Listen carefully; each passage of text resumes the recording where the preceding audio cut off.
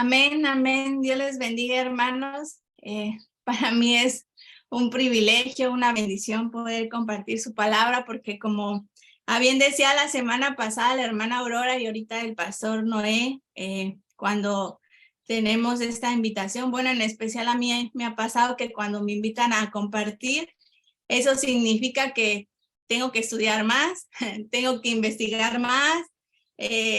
La verdad, me meto más en oración, no porque otras veces no lo haga, sino porque pues me preocupa poder realmente compartir lo que Dios quiere hablar a nuestras vidas y eso me exige más de mí. Entonces, para mí es una bendición el poder compartir y también aprendo más y oraba al Señor en estos días pidiéndole que me ayudara a poder expresar, a poder comunicar lo que Él primeramente ha traído a mi vida y pues lo que quiere hablar a cada uno de mis hermanos. Pero antes de iniciar, quiero poner este tiempo en las manos de, bueno, lo que es el compartir su palabra, pidiéndole que nos guíe y si me puede ayudar, hermano Noé, a orar por la palabra.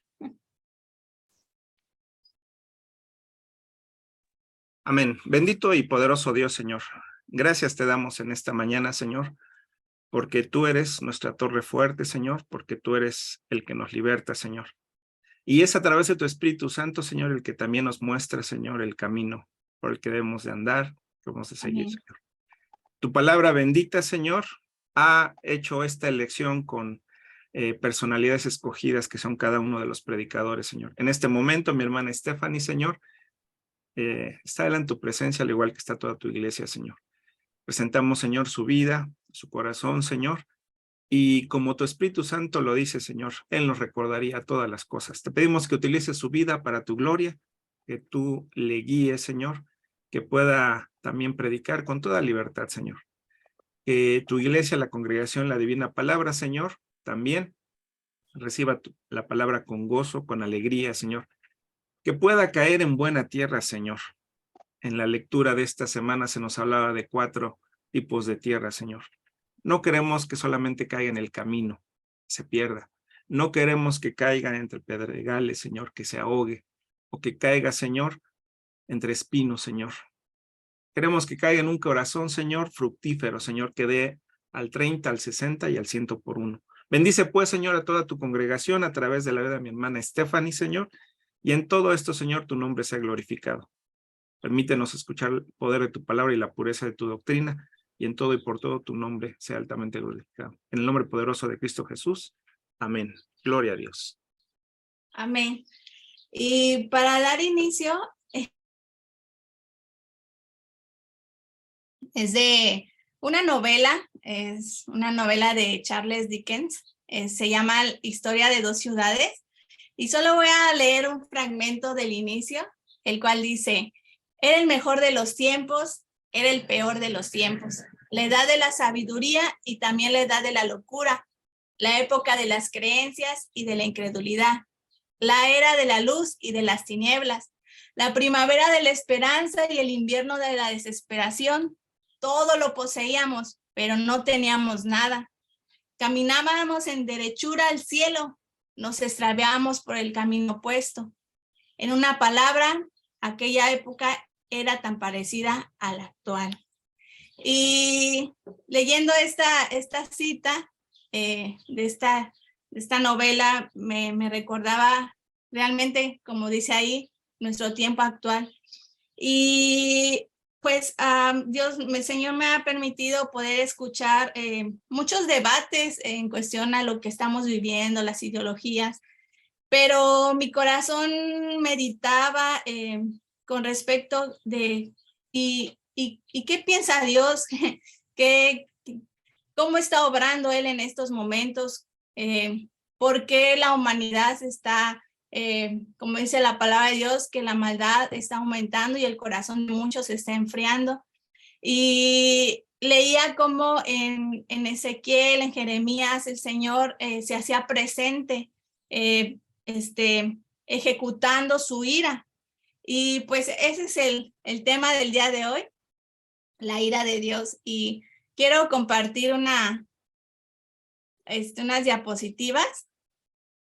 Permítanme, hermanos. Compartir pantalla. Ustedes me dicen si pueden visualizarla.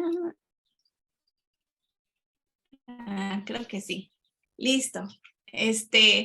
Y pues, Señor me llevaba a meditar sobre este atributo, esta reacción que Dios tiene ante la maldad, ante la situación que el hombre, las acciones que el hombre hace, y meditaba en cómo su ira se revelaba o se externaba en nuestros tiempos, porque pues vemos que ya hay un descontrol, como decía la novela, me gustó mucho porque hacía una analogía, en este caso, la novela en ese tiempo se escribió en el año 1800, en el siglo XVIII, perdón, y hacía una analogía de esos tiempos y a su vez también me llevaba a meditar en el Antiguo Testamento. Y pues al meditar en ello, pude entender que también en nuestra actualidad estamos viviendo tiempos en los cuales el sentimentalismo, el ser permisivos, como lo vemos ahora, que ahora muchas cosas que se hacen, como el aborto, como la ideología de género, como la falta de respeto a nuestras autoridades, es permisiva, ¿no? En las escuelas se le dice a los niños que ellos pueden tomar el control de su vida y no respetar la autoridad de sus padres. Entonces, cada vez vivimos una época más en nuestros sentimientos y más permisiva. Y esto pues hace difícil poder entender la realidad de la ira de Dios.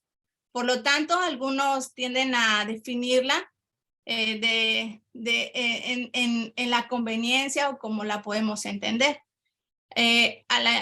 También al enfatizar que Dios es amoroso por naturaleza y que sugiere que el amor de Dios y su ira no son incompatibles. Entonces, muchas veces, y eso realmente me pasó a mí, meditaba en esto, que tenemos un concepto de lo que es Dios, ¿no? Sus atributos, como es el amor, como es la ira, la misericordia, pero por esa falta de entendimiento no podemos entender el evangelio, no entendemos su palabra y el cómo él actúa. Y pues pero la realidad es que la ira de Dios es una, el amor de Dios es uno, y pues estos son rasgos y caracteres de Dios mismo.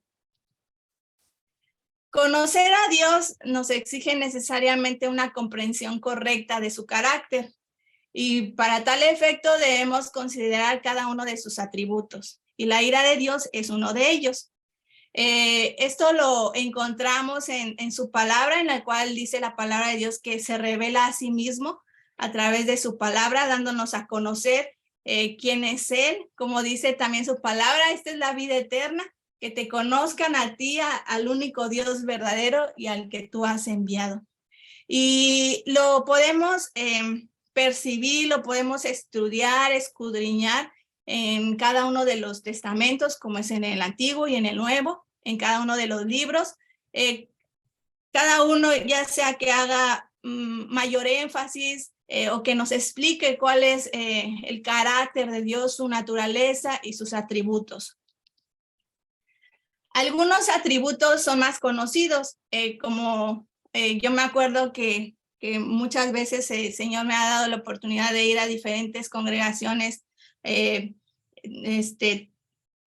aquí en Los Cabos y en otros lugares, y recuerdo que se compartía mucho del amor de Dios, y es algo que pues por naturaleza, en el sentido de que queremos consuelo, queremos ánimo, es muy fácil que se comparta, pero cuando nos hablan de la ira de Dios es cuando, híjoles, nos hace, pues tal vez nos redarguye, nos inquieta, ¿no?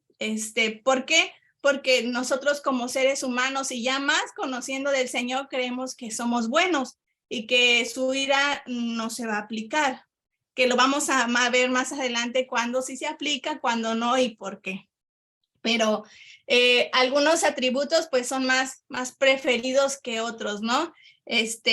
Pero dice su palabra en Deuteronomio 6:4 que Jehová Dios es uno. O sea que la suma de ellos hacen esta unidad. Uno no es más importante que el otro, sino que todos, es como ejemplo, nosotros somos un individuo y nuestros pensamientos, nuestras decisiones, todo, lo pongo en un ejemplo así más tangible.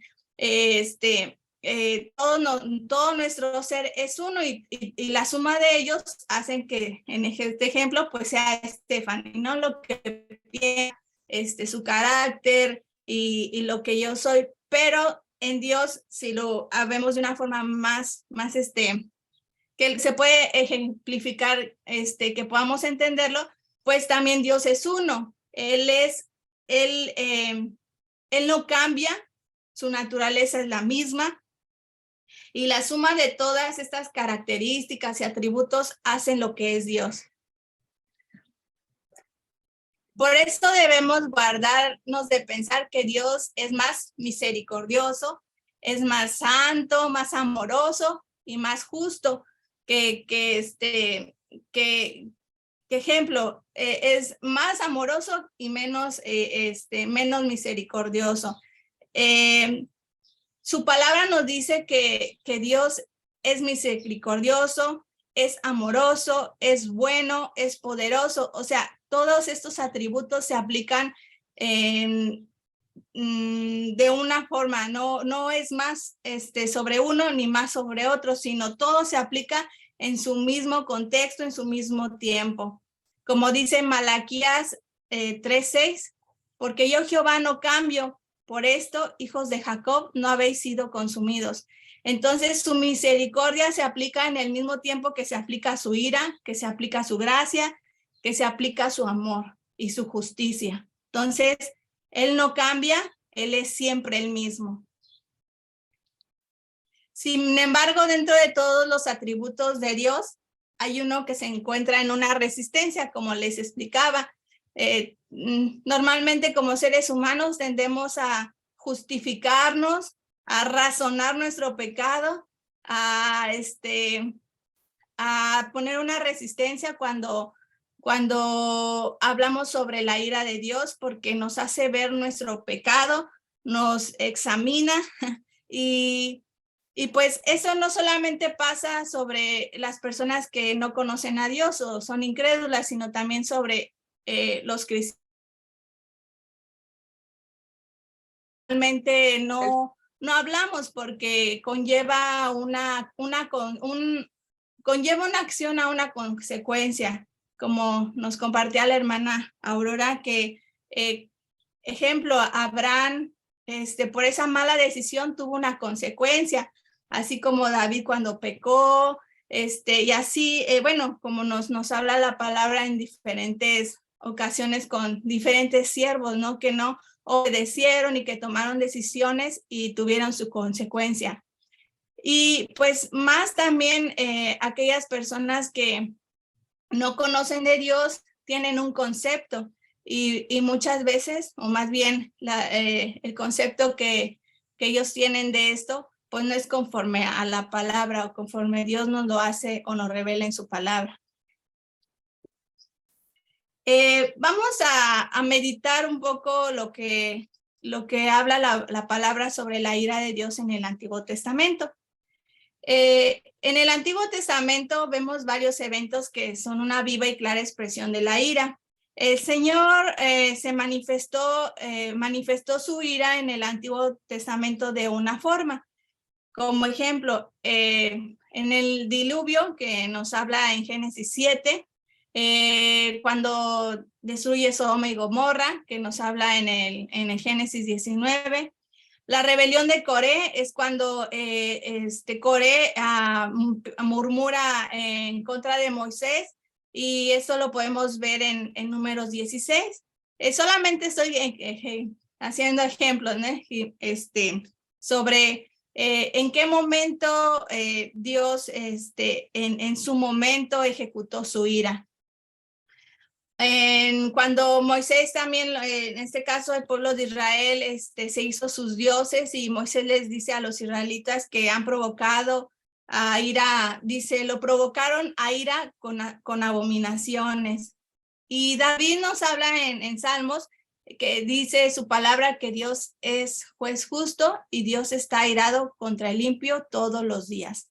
Entonces, su ira es todos los días contra los impios, contra los que no hacen su voluntad.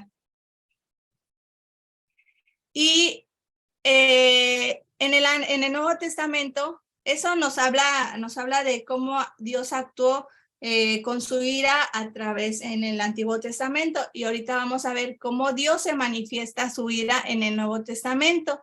En el Nuevo Testamento lo encontramos, en el Nuevo Testamento encontramos este mismo atributo en varias ocasiones, como nos habla en Romanos 1:18, en el cual dice que la ira de Dios se revela desde el cielo contra toda impiedad e injusticia de los hombres que detienen con injusticia la verdad.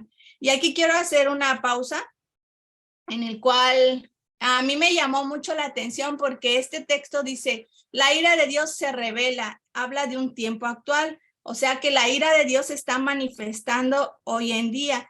Y si leemos más adelante, voy a leer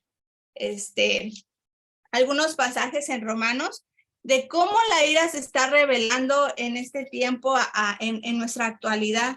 Bueno, en Romanos 1:18 nos dice que la ira de Dios se revela. Porque la ira de Dios se revela desde el cielo contra toda impiedad e injusticia de los hombres que detienen con injusticia la verdad. Y se ha revelado, ¿por qué? Porque lo que de Dios se conoce les es manifiesto, pues Dios se lo manifestó, porque las cosas visibles de Él, su eterno poder y deidad, se hacen claramente visibles desde la creación del mundo, siendo entendidas por medio de ellas, siendo entendidas por medio de las cosas hechas, de modo que no tienen excusa. O sea que Dios está revelando a través de su creación, por lo cual, aunque aún no escuchemos de su evangelio, el Señor se hace presente y se manifiesta Él mismo a través de lo que Él ha creado, y no tenemos excusa de decir que no hay un Dios, que no hay un creador. Y más adelante me llama meditando, me llamó la atención de cómo se revela la ira de Dios. Y en Romanos, ahí mismo en el capítulo 1, versículo 24, dice, por lo cual también Dios los entregó a la inmundicia.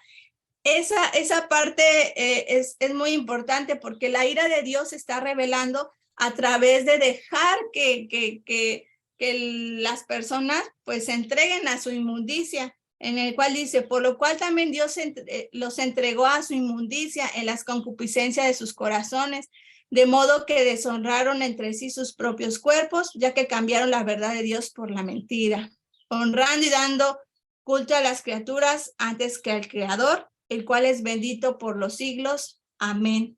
Y luego vuelve a decir otra vez en el 26, por esto Dios los entregó a pasiones vergonzosas, pues aún sus mujeres cambiaron el uso natural por el que es contra naturaleza. Entonces, la ira de Dios se está revelando en nuestra actualidad. ¿Cómo? Pues entregando el Señor en esas mentalidades vanas, en esas concupiscencias, aquellos que no quieren aceptarlo, aquellos que no quieren reconocer que Él es Dios. Entonces, esa es la forma en la cual Dios está revelando su ira en nuestro tiempo. La reveló en el Antiguo Testamento y también la está revelando en nuestro tiempo. Y lo vamos a ver en otro texto, en Efesios 2:3, en el cual dice, Pablo dice también a los efesios que antes de convertirnos a Cristo, nosotros éramos por naturaleza hijos de ira. Dice, es decir, que todo hombre mientras permanezca en incredulidad estaba bajo la ira divina. Entonces, los que no han aceptado a Cristo están bajo la ira de Dios, en la cual en estos días, ¿cómo se manifiesta? Pues dejando los, pues sí, estar en sus deleites, endureciendo los corazones, y como dice aquí mismo en el texto, entregándolos a sus concupiscencias.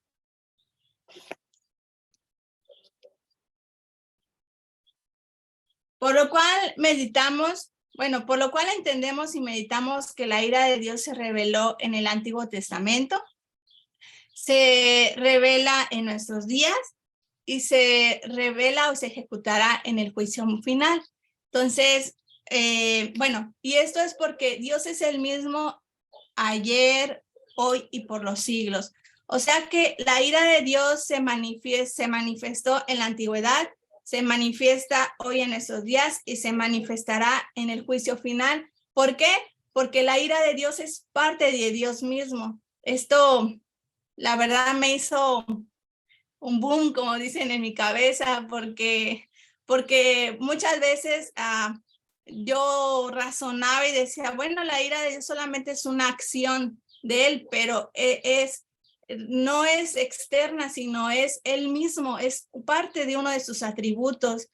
Es el mismo en el cual Él mismo fue ayer, es hoy y será por siempre. O sea que siempre se está ejecutando, así como el amor de Dios es todos los días, su misericordia es todos los días, su justicia es todos los días, así también su ira se revela todos los días. Por lo cual, pues, ¿cómo podemos definir la ira de Dios?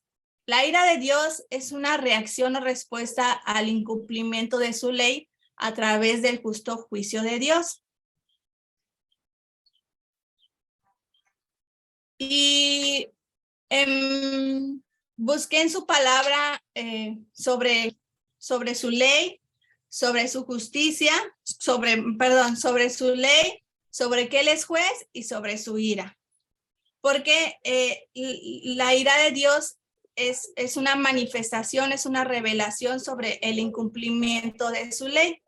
Entonces, la palabra nos dice en Deuteronomio 6, del 1 al 2, nos dice su palabra que estos pues son los mandamientos y estatutos y decretos que Jehová vuestro Dios mandó, que os enseñéis, para que los pongáis por obra en la tierra a la cual pasáis vosotros para tomarla, para que temáis a Jehová su Dios, guardando todos sus estatutos y sus mandamientos que yo te mando, tú, tu hijo y el hijo de tu hijo, todos los días de tu vida, para que tus días sean prolongados. Entonces,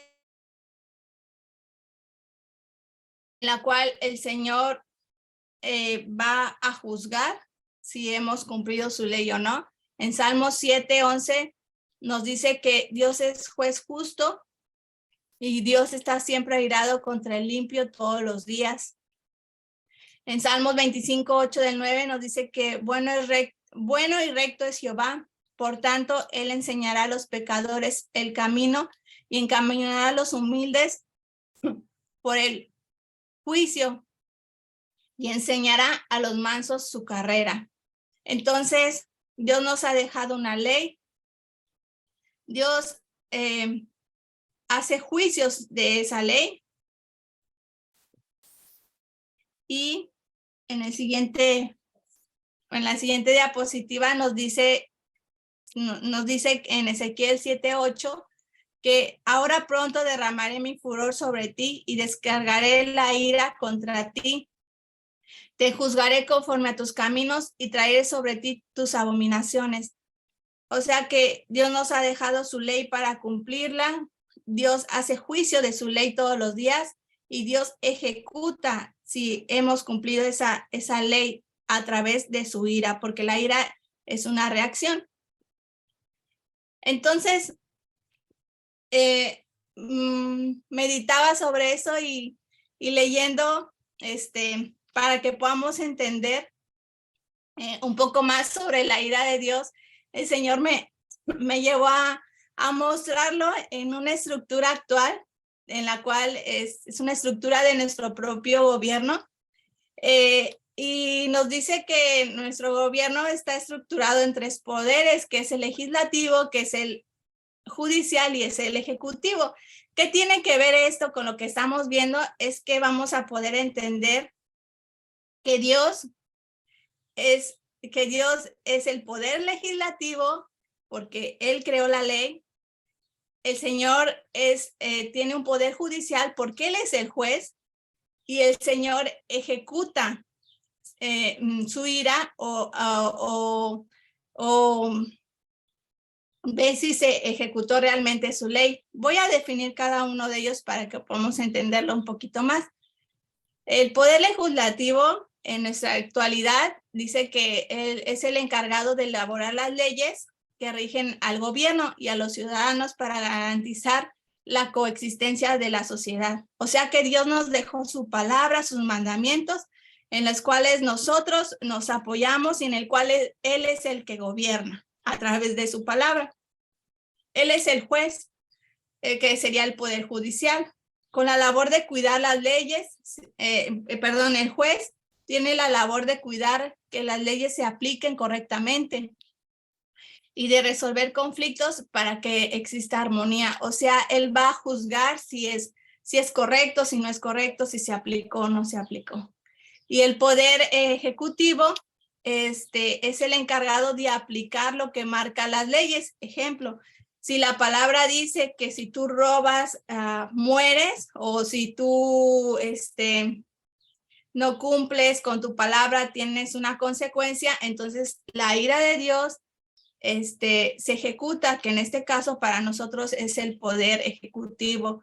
Nosotros conocemos que estos poderes, cada uno se rige individualmente, pero ante Dios es el mismo siempre. O sea, Él ha creado su palabra, Él hace juicio, o sea, ve si se aplican las leyes y Él es el encargado de aplicarlas. Y lo vemos, esto me maravilló en Isaías 33:22, que habla sobre esto, que dice, porque Jehová es juez, Jehová es nuestro legislador y Jehová es nuestro rey, él mismo nos salvará. O sea que en este texto podemos ver estas 3 partes, que es el poder ejecutivo, el poder legislativo y el poder judicial. O sea que él mismo creó su ley, él mismo está haciendo juicio si se cumple, más bien que se cumpla esta ley, y él mismo va a actuar o va a dar la consecuencia de que si se hizo o no. Entonces, si lo vemos así, pues realmente medito y más adelante lo vamos a ver, que pues realmente ninguno de nosotros puede cumplir esa ley. Ninguno puede, como dice su palabra, no hay bueno ni uno solo, y en su misma palabra, como le estábamos viendo, él aplica, él no va a cambiar, él sí dice, como dice el texto, que la paga del pecado es muerte. O sea, si tú pecas, tu consecuencia es la muerte. Entonces, aquí en este mismo texto nos dice que él mismo nos salvará. ¿De qué nos va a salvar el Señor? Pues de su ira. ¿Por qué? Porque su ira se va a aplicar.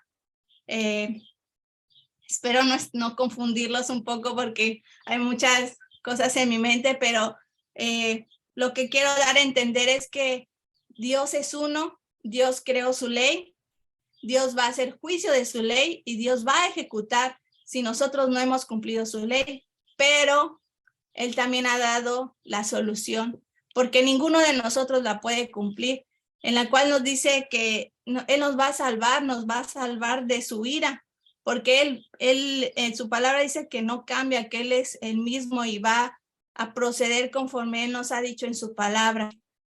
Y como les decía en Romanos 3:10-12, dice, no hay justo ni uno, no hay justo ni aún uno, no hay quien entienda, no hay quien busque a Dios, todos se desviaron, a unas se hicieron inútiles, no hay quien haga lo bueno, no hay ni siquiera uno. O sea que realmente todos estamos perdidos. ¿Por qué? Porque no podemos llegar a ese estándar, no podemos cumplir su ley al 100%. Y en Romanos 6:23 nos dice, porque la paga del pecado es muerte, pero la dádiva de Dios es vida eterna en Cristo Jesús, Señor nuestro. Entonces, él mismo, claro, él creó su ley, pero meditaba y escuchando una predicación, el pastor decía que él creó su ley para guardarnos también a nosotros, para hacernos justicia, para que haya un orden, no porque él realmente quiera, bueno, en su momento, él no porque él nos quiera hacer un mal, sino porque él ha dejado su ley para gobernar, para que todo tenga un orden, pero como nosotros en Génesis, como dice, tenemos pecado, pues realmente no podemos cumplirla al 100%. Yo creo que ni siquiera a un 10%. O sea, dice que somos pecadores por naturaleza, somos hijos de ira. Si no le conocemos, entonces, si realmente no le conocemos, no podríamos hacer lo bueno. En Juan 3:16 dice, porque de tal manera amó Dios al mundo que ha dado su Hijo unigénito para que todo aquel que en él cree no se pierda, mas tenga vida eterna. Entonces, el Señor, dice el Señor que aplicará su ira definitivamente, pero también ha dado una solución para que nosotros podamos ser salvos. ¿Por qué? Porque esa ira ya no se va a aplicar a mí, sino esa ira se ha aplicado ya a su Hijo unigénito en la cruz. Y bueno, antes de llegar a esto, y esta es la importancia, todo esto nos lleva a algo, a que el Señor Jesús ha recibido la paga de nuestros pecados, como dice su palabra, que el Señor Jesús es el que ha recibido la ira de Dios y que nosotros, ahora que le conocemos, ahora que le hemos aceptado, su ira no se aplica a nosotros, sino que ya fue aplicada en la cruz del Calvario a nuestro Señor, a nuestro Dios, a nuestro Señor Jesús. Entonces, ¿por qué es importante conocer esto? Porque podemos entender que Dios ejecuta su ira. Él la va a ejecutar, Él no va a cambiar, pero nos ha salvado de ella a través de su Hijo amado, dándonos a conocer las buenas nuevas de salvación. Si entendemos la ira de Dios, entendemos el origen y el propósito del Evangelio. Entendemos que el Evangelio fue una respuesta al pecado, no el pecado al Evangelio. O sea, el Evangelio fue porque Dios ha tenido misericordia de nosotros,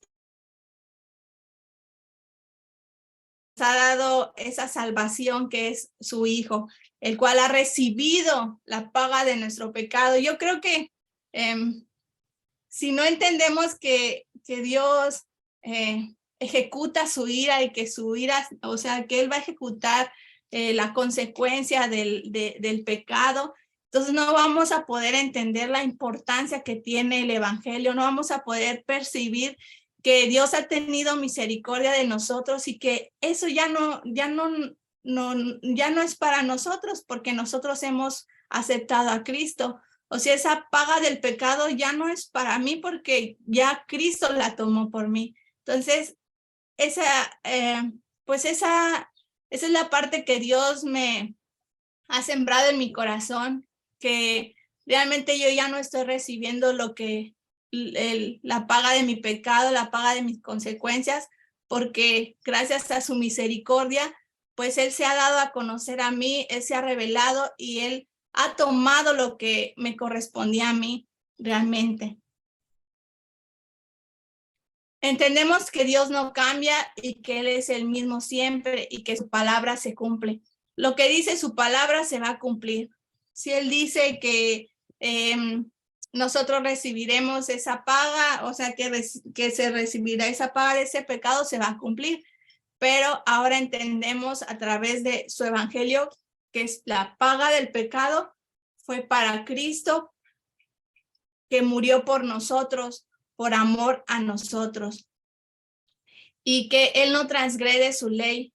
Hay un texto que dice que Jesús no vino a condenar al mundo, sino a dar vida en abundancia. O sea que él sí vino a cumplir la ley, Él sí vino a que la ley no se transgrediera, pero también vino a darnos esa vida en abundancia porque nosotros no podíamos cumplir esa ley que el Señor había dejado. Y entenderemos si entendemos la ira de Dios, entenderemos el nacimiento, su crucifixión, su muerte, su resurrección de su Hijo amado por amor a nosotros, y que todo el peso de la ira de Dios cayó sobre Jesús en la cruz. Y pues bueno, eso es lo que Dios ha dado a mi vida, hermanos.